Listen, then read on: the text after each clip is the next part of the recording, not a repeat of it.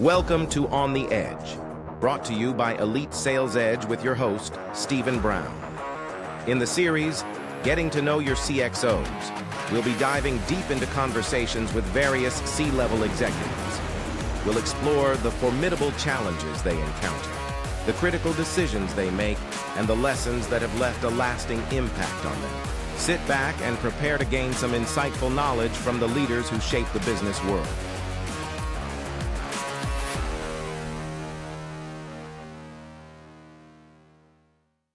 Welcome to On the Edge. This is your host, Stephen Brown, and I'm here with my guest, Chuck Reagan, today. Chuck is CEO of VoIP Networks.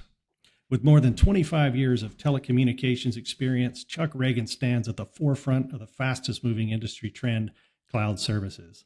Much of his time is spent coaching and mentoring his team of highly skilled and highly certified cloud professionals, ensuring that customers enjoy a smooth migration to cloud-based services with Cloud9 by VoIP Networks.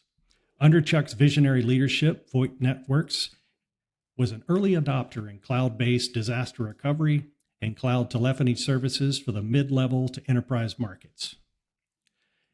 He guided the firm through its successful transition from traditional telecommunications reseller to state-of-the-art subscription-based cloud provider with long-term customer contracts. Chuck is a recognized industry speaker, providing state-of-the-industry updates and thought leaders for big entities like the Society of Telecommunications Consultants, the VoiceCon trade shows, and various Wall Street analysts. He's also appeared on the cover of Channel Pro magazine, and he's featured in the article Cashing In on Smartphones. Chuck holds a BS in business from Rutgers University. Chuck, we're glad to have you here. Welcome to the show. Thanks, Stephen. Thanks for having me. Hey, Chuck, why don't you, I gave them the formals on you. Why don't you introduce yourself to the audience? Yeah, great. Thanks for having me on, Stephen. Well, let's see. I'm a husband, father of three, plus a dog, and a lifer in the telecommunications industry.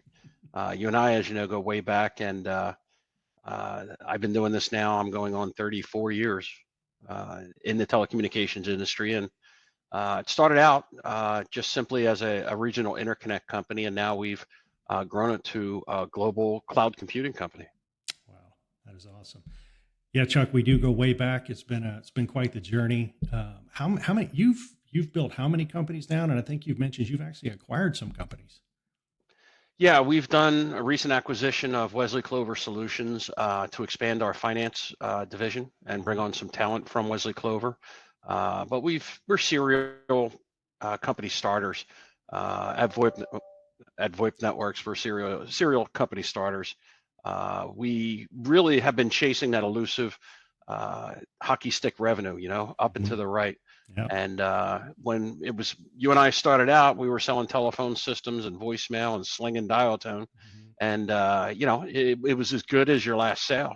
You hope they buy a maintenance contract. You hope they have you out with your technician and your real expensive truck to overcharge them an hour's worth of labor to do a move out or a change. All of that's changed these days. We started one company that way, Worldwide Telecom. Then that grew into a company called VoiceGuard, which when the company you were with, Mitel, came out with that Mitel Teleworker product, that got us into data centers and selling, basically selling insurance for disaster recovery for telecommunications. A company with some venture capital we named VoiceGuard, and through VoiceGuard, we found that people wanted to rent phone systems as opposed to owning them all the time. So that eventually led to VoIP Networks and our Cloud9 by VoIP Networks offering, which now comes in a retail and a wholesale capacity. Very nice. So let's dive right into it, Chuck. I mean, you've built companies, you've acquired companies, you're president and CEO of VoIP Networks. What advice would you give to a brand new CEO? He's going into his or her first month. What do you think's the most important stuff to get off on the right foot? Well, if you're going into a company that's matured or is growing, the first thing you want to do is go in and meet with everyone, from the ground up. You want to talk to the entry level person who maybe is back in the warehouse, or you want to talk to the sales team. You want to talk to the operations team. You want to learn. If you come in spouting knowledge, whereas you don't even know the people that you're working with, it's generally viewed as a false start. Sometimes people will tune you out just because of the message. Whereas if you go in and you're inclusive and you just listen, a successful meeting, I was told a long time ago, is when you talk 15% of the time and the other person talks 85% of the time. So you go in and you listen and you learn. Being a CEO, you're not on a pitch count. You don't have to swing at every other ball that's thrown your way. You sit back and you listen. Then when it comes time, you have to decide, you give direction. And generally, if you've listened enough, the direction is usually what most of the people in the room wanted to do. You just get labeled as the C-type person who, said engage. So, Chuck, building companies, the most important asset you can have, obviously, is the people. So can you share with the audience your philosophy on building a team, what you look for in leadership, and really what are the core attributes for you as a great leader? Well, it's generally the person that doesn't want to manage anyone. Someone standing up saying, yes, I want to manage, ask them to sit down. Right. Because it's usually the person who is just a person who wants to get the job done. They want to get the job done right. They want to get the job done the first time right. Generally, that person works well unsupervised, and you can count on, when times are tough or when things really, you're up against it. That's the kind of person you want in a managerial capacity. Someone who does it reluctantly, but because they're going to do it, they make sure it gets done right. Someone who just wants to seize power, usually has some sort of agenda that's not going to be productive overall for the success of the organization. So choose wisely. Usually you made the right choice. Most people are going to look around and nod their head and say, yeah, I would have chosen him too, or her too. Right. Gotcha. Can you talk through, Chuck, your thought process and how you approach making difficult decisions? Well, let's start with COVID. That's the most recent, as you had mentioned, tsunami that no one saw coming. A time where you couldn't report to the office, you were discouraged from reporting to the office. And, that's for what I refer to as knowledge-based workers, someone who can telework, someone who can, remotely get their job done as well or almost as well, maybe not, if not better, than actually driving and reporting to an office. A transactional worker, they didn't have that luxury. That burger's not going to flip itself. That car is not going to drive itself off the lot. Or make it through that car lot on its own. So there was a lot of transactional people, and that's really who I empathize the most with. Those people, those heroes, right, who showed up at the hospitals, and the nurses, the doctors, and whatnot, frontline grocery store workers. So if you try and empathize with them, you'll understand what the organization's going through. So if you have to manage in that environment, you have to be able to put yourself in that person's shoes. You have to say, what's their challenge? Do they have childcare issues? Do they have two people in that relationship that are both working, and there's young children involved? My heart really goes out to the people who had young children through this. Boy, they really got taught on an iPad quickly. But how do you make the decision in there? You have to understand your role, right? Am I transactional business, or am I handling knowledge-based workers? Like for example, an insurance company might do quite well. We have a lot of insurance companies that were customers that easily pivoted, to an at-home environment. Their challenge was, how do you make sure that people are working? There's no clock in, clock out. So a lot of tools were developed for home-based workers during that time as a result of the need to track people. As you know, you and I worked for years in contact centers.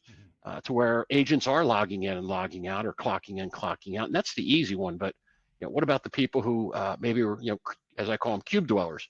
That you could look over the cube and see that person's doing their job, not doing their job. So for us during COVID, we pivoted quite nicely because we were already largely a home-based organization. Most of our folks work throughout the country. So it's impossible to maybe get to a local office. So we've used it as an asset, our ability to work from home.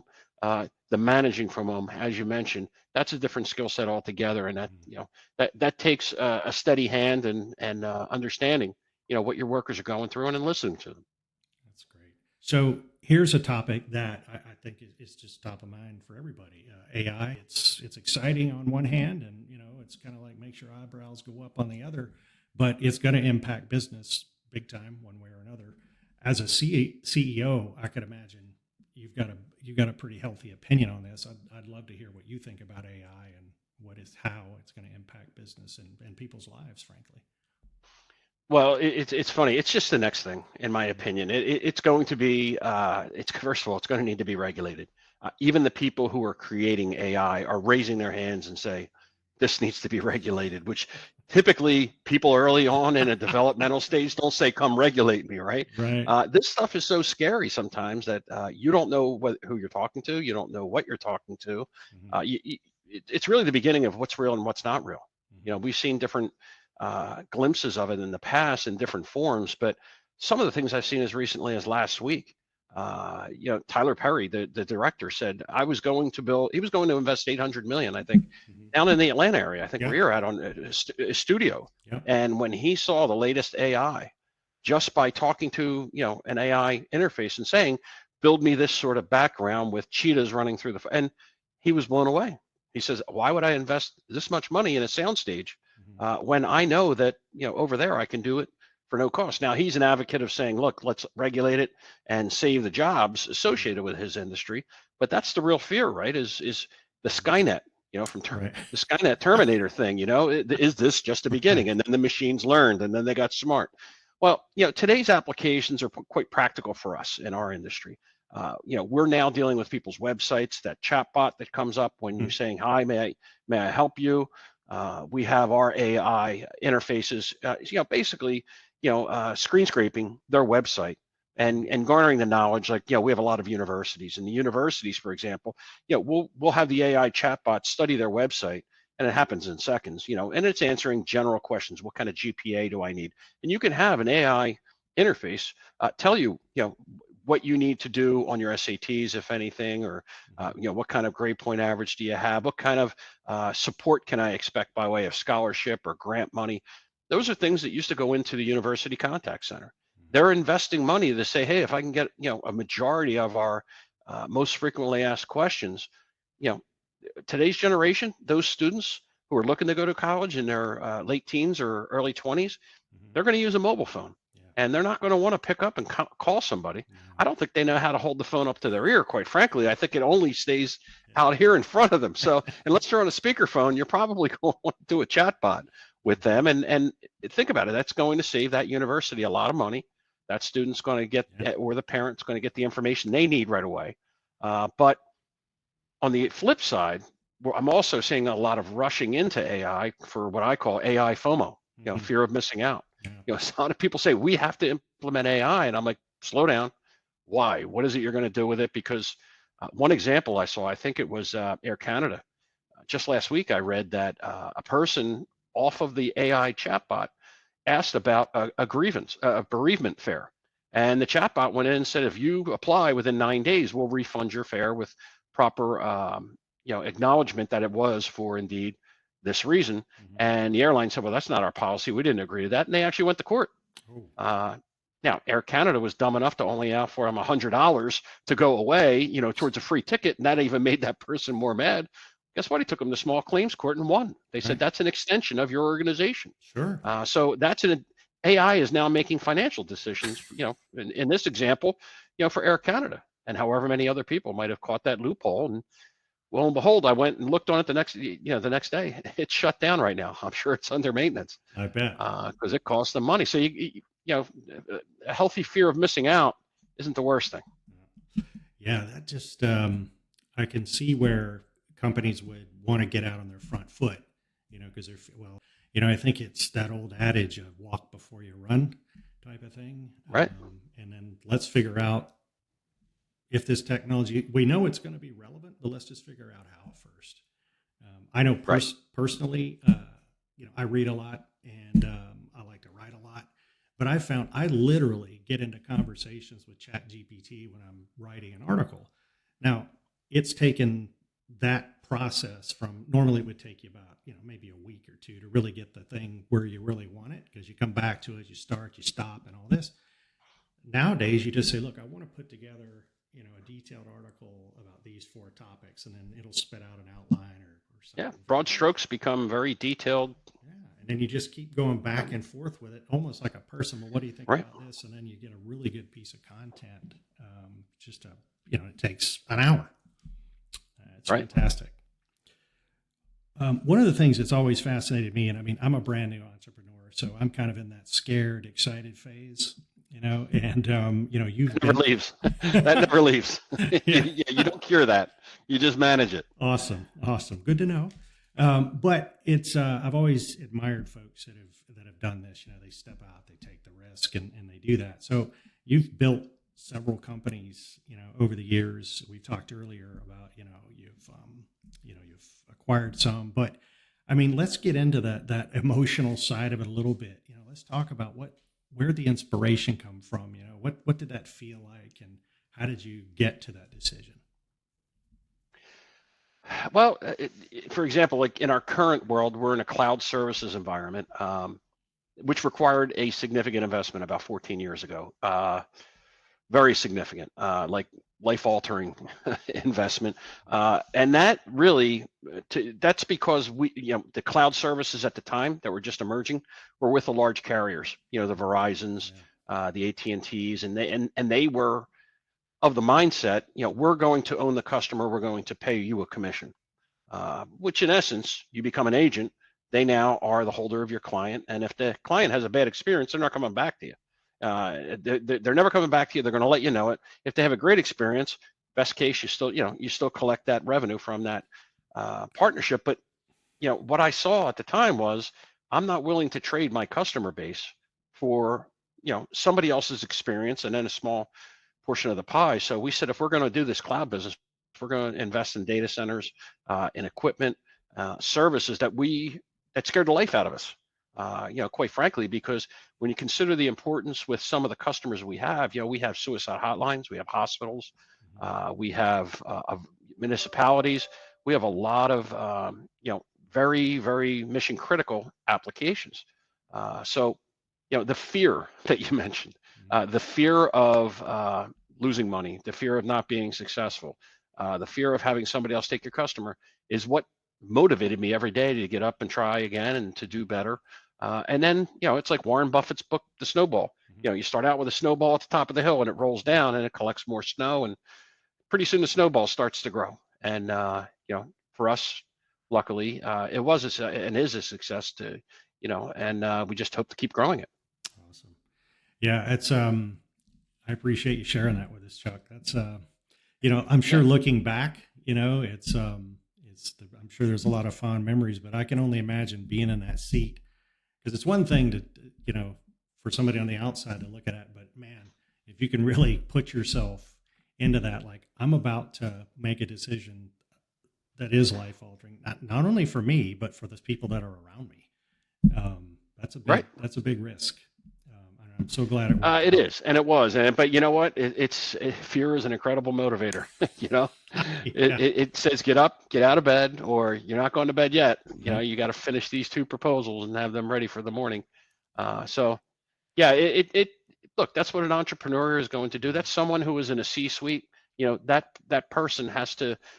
You're going to make mistakes, and really, your success is just a combination of your mistakes plus 1, so that's the way I kind of look at it. You stand on the shoulders of your mistakes and, they call that experience now. Yeah. So you use your experience to try and push forward. That's awesome. All right, Chuck, I only have one question for you here, a final question.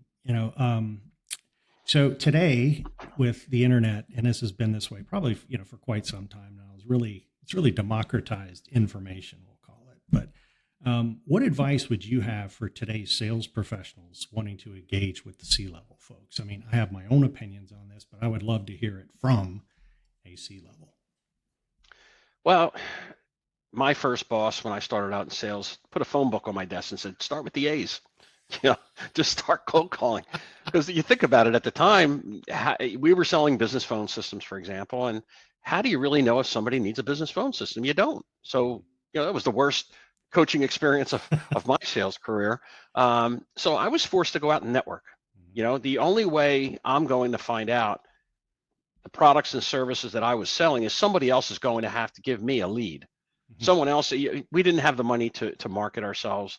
We were too small. We were up against AT&T, Lucent, all of the, larger players, Siemens and whatnot. They had big budgets. People knew who they were. They got invited in for quotes. I had to get myself invited in somehow. So, number of different things. Networking is still far and away the most important aspect of a salesperson's career, in my humble opinion.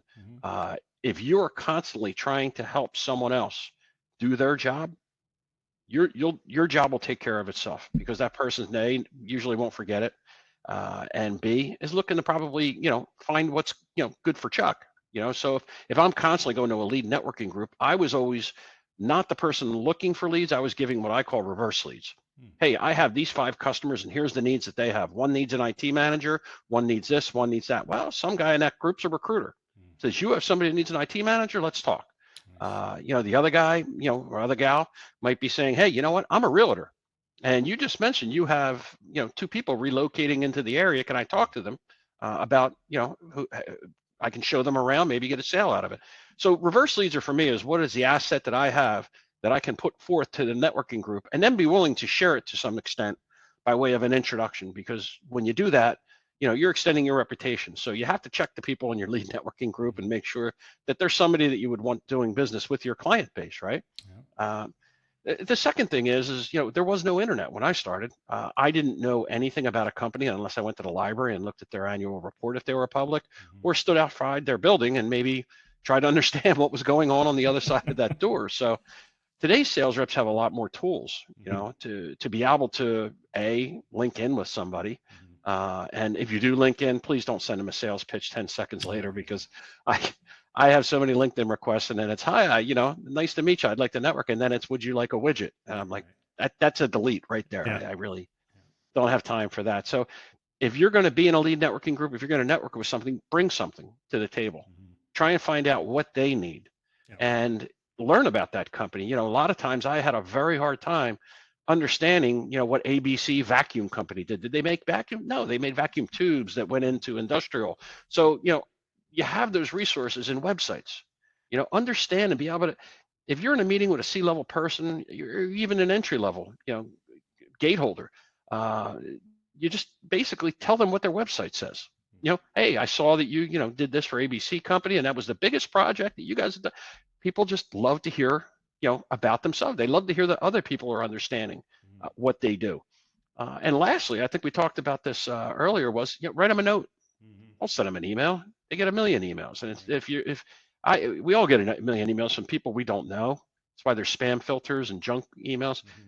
You ever try writing them a note? My second favorite thing is send them a fax.